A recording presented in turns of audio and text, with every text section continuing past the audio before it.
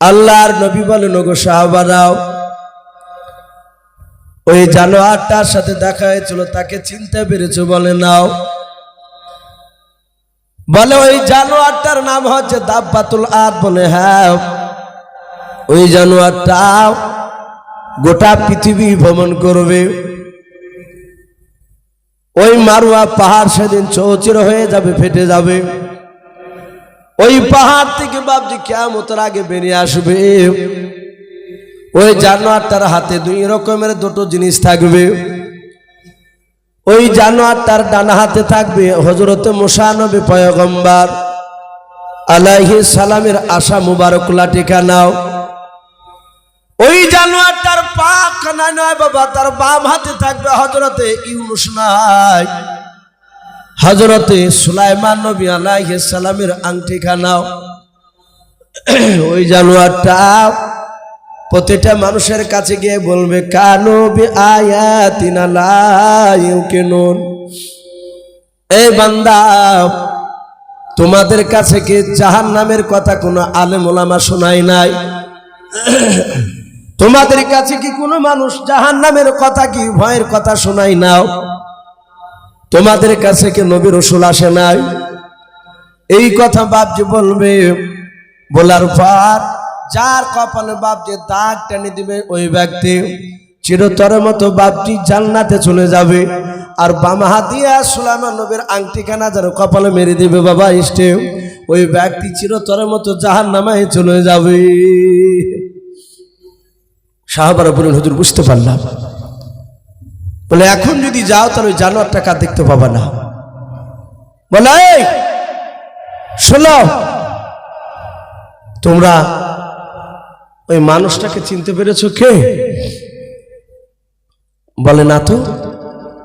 বলে সাহাবা, কয়েকদিন আগে দাজ্জাল সম্পর্কে বলছিলাম, যে লোকটা আমার কথা জিজ্ঞাসা করেছে তার একটা চোখ কি কানা দেখেছো? বলে হ্যাঁ, কানা দেখতে পেয়েছি। বলে সাহাবারাও, যেই দাজ্জালের কথা আমি শোনাচ্ছিলাম সেই দাজ্জালই হচ্ছে ওই। বেশিরভাগ উলামারা লিখেছে, এই মক্কা নগরে ছোট থেকে যে উধাও হয়ে গিয়েছিল, তারপর থেকে লোকটাকে ওখানে বন্দী করে রাখা হয়েছে, সেও বেরিয়ে আসে।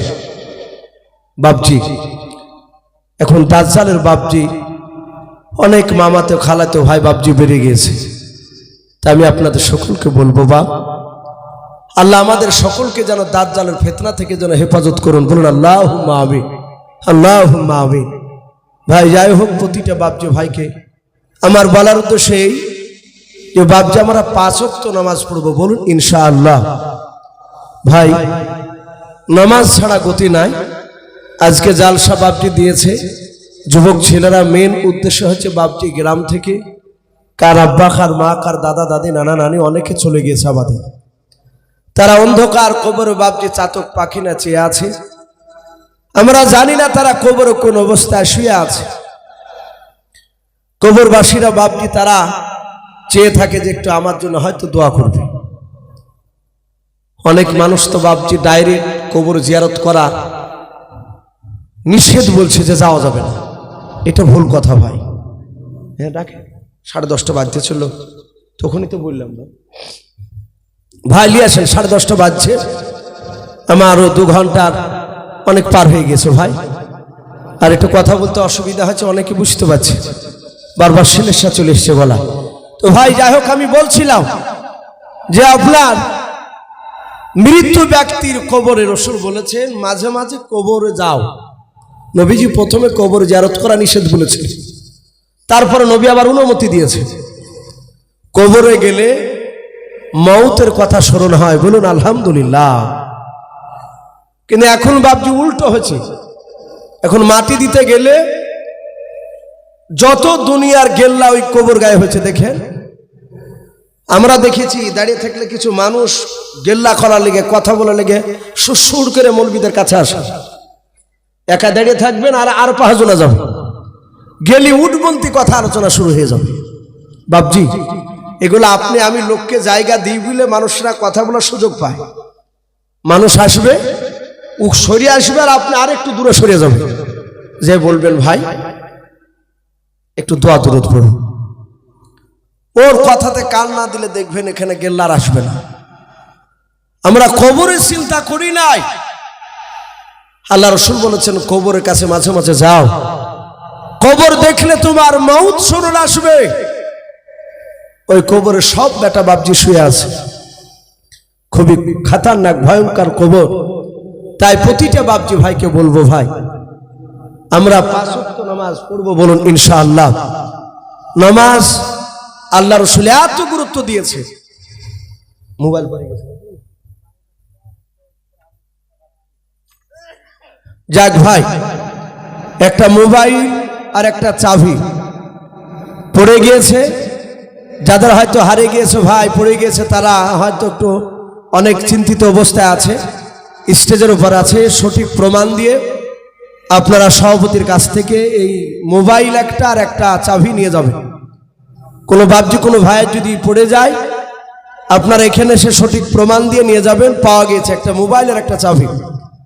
তো ভাই আমি বলছিলাম নামাজ এত কঠিন। রাসূল বলেছে নামাজ হচ্ছে আমার দিলের ঠান্ডা, বলুন আলহামদুলিল্লাহ। রাসূল যখন মওতের শয্যায় ছটফট করছিলেন, ইন্তেকালের 3 দিন আগে, মা আয়েশা সিদ্দিকা রাদিয়াল্লাহু তাআলা আনহা রাসূলকে এভাবে ধরে আছে। হযরতে রাসূল বাপজি নামাজ পড়াতে যেতে পারেননি 17 ওয়াক্তের ফরজ নামাজের, বলুন আলহামদুলিল্লাহ। নবী জিন্দা অবস্থায় 17 ওয়াক্তের ফরজ নামাজের ইমামতি করতে পারেনি, মাথার যন্ত্রণায়। নবীজির বাপজি বন্ধু আবু বকর সিদ্দিক রাদিয়াল্লাহু তাআলা আনহু, তিনি নামাজ বাপজি ইমাম হিসাবে নামাজ পড়াচ্ছিলেন। কিতাবে লিখেছে আসরের নামাজের টাইম পার হয়ে যাচ্ছে, রাসূল বেরোচ্ছে না ঘর থেকে। রাসূলের ঘরটা হুজরাখানা, আর মসজিদে নববীর ঘর একটাই দেওয়াল ছিল, দেওয়াল একটা দরজা ছিল, দরজার পারে রাসূলুল্লাহর ঘর, ওই পারে মসজিদে নববী। সাহাবারা লক্ষ্য করলে নবী আসছে না কেন। আবু বকর সিদ্দিক রাদিয়াল্লাহু তাআলা আনহু আর সব সাথী ভাইরা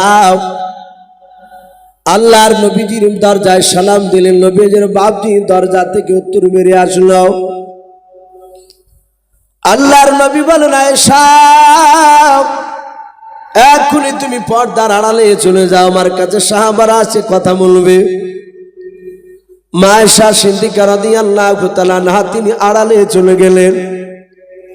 সাহাবারা সবাই নবীর কাছে গিয়ে বলল, হুজুর আসরের নামাজের টাইম পার হতে চললো, নবী আপনি কেন যাচ্ছেন না? নবী আমার কাদার বলেন, সাহাবারা আমি মাথার যন্ত্রণায় আর দাঁড়াতে পারছি না, আমি ইমামতি করতে পারবো না, তোমাদের মধ্যে হযরত আবু বকরকে ইমাম করে নামাজটা পড়িয়ে না।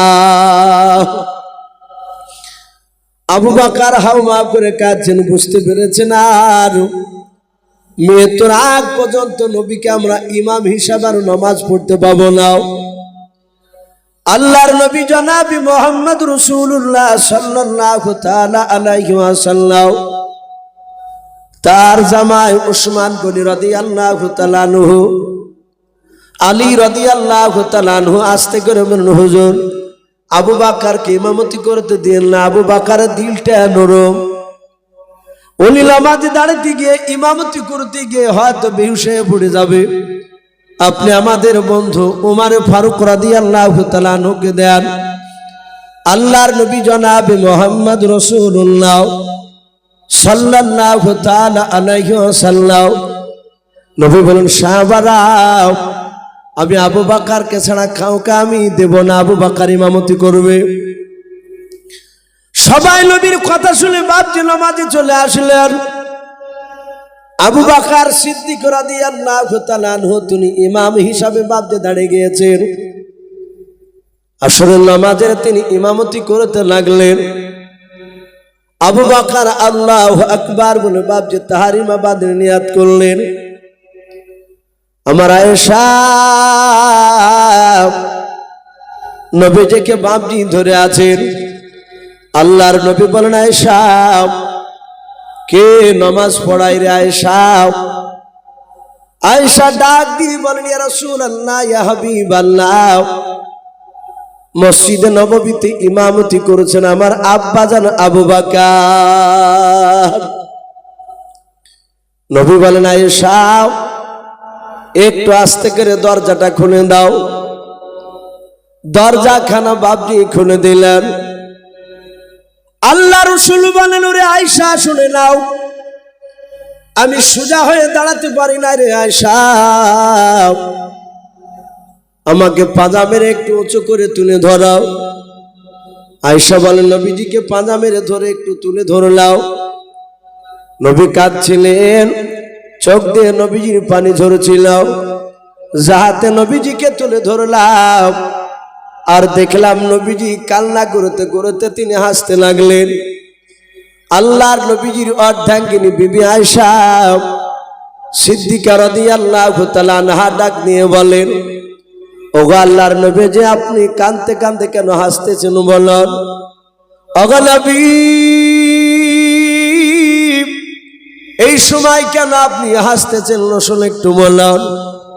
দরদি নবী ডাক দিয়ে বলেন, আয়েশা শুনে নাও, এ হাসিটা দুঃখের হাসি নয় রে আয়েশা, এটা সুখের হাসি, আনন্দের হাসি। বলে, নবী আপনি কেন হাসতেছেন, কাঁদতে কাঁদতে হাসতেন বলেন? বলে, আয়েশা আমি তাকে দেখলাম আমি ইন্তেকাল করার পর আমার উম্মতেরা এভাবে জামাত করে তারা নামাজ আদায় করবে। আয়েশা এই কিয়ামতের আগের দৃশ্যখানাও আমি ইন্তেকাল করার পরে যে দৃশ্যখানা ঘটবে, এটা আমি বিশ্বনবী জিন্দা অবস্থায় আমি দেখে নিলাম। জোরে বলুন সুবহানাল্লাহ। সম্মানিত ভাইরা, আমার বাবা জীবনেরা, এসে রসুল বলেন, আয়েশা নামাজ পড়লে আমার চোখ শীতল হয়ে যায়। আমরা পড়বো তো বাপজি? বলুন ইনশাআল্লাহ। নামাজ ছাড়া বাপজি গতি নেই। নামাজবিহীন কোনো মানুষ বাপজি জান্নাতে যেতে পারবে না। হ্যাঁ, আল্লাহ রাব্বুল আলামিন, আপনি আমি নামাজ পড়িনি, আল্লাহ আমাকে হয়তো মাফ করলো, আপনাকে মাফ করলো, সেটা ভিন্ন কথা। কিন্তু আপনাকে আমাকেই যে মাফ করবে এর কোনো গ্যারান্টি আছে বাপ? বলেন। এই জন্য বাপজি নামাজ পড়া লাগবে। আজ আমরা শীতের সময় বাপজি ফজরে অনেকে বাপজি নামাজ পড়তে যায়, দেখা যায় স্বামী স্ত্রী বিছানায় শুয়ে আছে, ল্যাপের ভিতর থেকে স্বামী বেরোচ্ছে, স্ত্রীকে ভালো করে ঢেকে ঢুকে দিছে, বলছে তুমি শুয়ে ঘুমাও, আমি মসজিদ থেকে নামাজ পড়ে আসি। স্ত্রীকে তার বলা উচিত ছিল, বিবি তুমিও নামাজ পড়তে উঠে দাঁড়াও। কিন্তু বাপজি আমরা সেটা বলি নাই। আপনার স্ত্রীকে ল্যাপে ঢেকে ধুয়ে যাচ্ছেন নামাজ পড়তে, আপনি নামাজ পড়ছেন, স্ত্রীকে বললেন না। এই স্ত্রীতে কিয়ামতের ময়দান আপনার কলার ধরে হাত ধরে আপনাকে জাহান্নামে নিয়ে যাবে। বলে, আমার স্বামী নামাজ পড়েছিল, আমাকে নামাজ পড়ার কথা বলে নাই। ছেলেরা বাপজি সেদিন সাক্ষী দিবে বিরুদ্ধে, মেয়ে তো সাক্ষী দিবে। এই জন্য বাপজি আমরা সকলে নিজেরা নামাজ পড়বো এবং বাড়ির ছেলেদেরকে বাপজি মসজিদে নামাজ পড়তে যাওয়ার জন্য হুকুম করবো। বলুন ইনশাআল্লাহ। আর মা বোনেদেরকে তাদেরকে বাড়িতে নামাজ পড়তে বলবো। বাপ, নতুন জিনিস চালু হয়েছে, মেয়ে ছেলেদেরকে নিজে মসজিদে ঢোকাছে। বাপ, মেয়ে ছেলেদেরকে আমাদের এলাকা তো তৈরি হয়ে গেছে, দেখলাম একই মসজিদে বেটা ছেলে নামাজ পড়ছে, মেয়ে ছেলে পড়ছে। এর আগে একটা জালসা নিয়ে গেছে, ঠান্ডাতে বাপ জমছে, ভাই সেদিন চাদর টাদর নিয়ে যায়নি, যে ভাই একটু গায়ে দেওয়া কিছু পাওয়া যাবে না, তো একটু শুয়ে আসি। তো ইমাম সাহেব দেখছে বাপজি 4 খেয়ান থান মেয়ে ছেলে, থান বাইর করে বলছে, হুজুর শুয়ে থাকেন, 1 কোট থেকে দিছে 60 করে। আরে ভাই ইয়া দিছিস কেন রে ভাই? হাসটা বলছি, এসো ভাই, এটি নেন হাতের মাথায়, বাড়িতে সব পাওয়া যাচ্ছে না, সব মেহমান এসেছে, এতগুলো থান কোথায় পালি রে ভাই? তোর বিবি টিবি থাকে নাকি এখানে কোনো কামরা টামরা? তো বলছে, না ভাই এখানে মেয়ে ছেলে নামাজ পড়তে আসে। বাপজি মেয়ে ছেলেকে আমরা মসজিদে যেতে দেবো না, আমরা মা বোনেদেরকে বাড়িতে নামাজ পড়তে বলবো। বলুন ইনশাআল্লাহ। আর বেটা ছেলেদেরকে বাপজি মসজিদে নামাজ পড়তে যেতে বলবো। হ্যাঁ, যদি কেউ মনে করে ফরজ নামাজ মসজিদে পড়বো, সুন্নাত নামাজ বাড়িতে পড়ব, এটা সাহাবারা করতেন। আল্লাহ রসুল বলেছিলেন বাড়িকে কবর বানায়ও না। তাই সাহাবারা বেশিরভাগ তারা সুন্নাত বাড়িতে পড়তেন, নফল বাড়িতে পড়তেন, ফরজ নামাজ মসজিদে জামাত আদায় করতেন। আবার কে কেউ ভাবছে মসজিদে পড়তেন, কিন্তু বাড়িতে পড়লেও গুনাহ নেই, ভালো। কিন্তু মা বোনদেরকে আমরা সাথে করে মসজিদে নিয়ে যাব না, বলুন ইনশাআল্লাহ। তাদেরকে বাড়িতে পড়ার জন্য হুকুম করব। ভাই আমার ভাইজান চলে এসেছে, আপনাদের সামনে মূল্যবান কথা উনি আলোচনা রাখবেন। যেহেতু ঠান্ডার সময় বাপজি, আমরা ইনশাআল্লাহ ওনার শেষ দোয়া নিয়ে বাড়ি যাব। আল্লাহ রাব্বুল আলামিন বক্তা শ্রোতা সকলকেই বেশি বেশি করে বলাচ্ছে বাপজি, শোনাচ্ছে, আমাদেরকে আমল করার তৌফিক দান করুন, বলুন আল্লাহুম্মা আমিন। বক্তা শ্রোতা সকলকে বাপজি দোয়া করি কোরআন এবং সুন্নাত অনুযায়ী আমল করার তৌফিক দান করুন, বলুন আল্লাহুম্মা আমিন, আল্লাহুম্মা আমিন। এ বলে বাপজি আমি আপনাদের কাছ থেকে বিদায় নিচ্ছি। ভাই অনেক কথা আলোচনা করেছি, বলার মধ্যে ভাষার মধ্যে যদি ভুল হয়ে যায় সকলে ছোট ভাই কিংবা ছোট ছেলে সবাই ক্ষমা করবেন।